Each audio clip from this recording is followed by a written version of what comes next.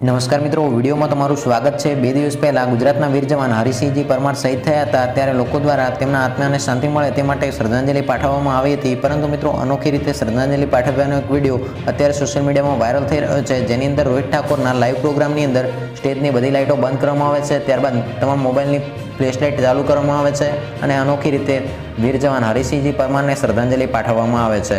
તો મિત્રો, એ વિડીયો જોતા પહેલાં જો તમે આપણી આ ચેનલ પર નવા છો તો ખાસ કરીને ચેનલને સબસ્ક્રાઇબ કરી લેજો, જેથી કરીને આવી કોઈ પણ માહિતી હોય તો તમને સૌથી પ્રથમ મળતી રહે।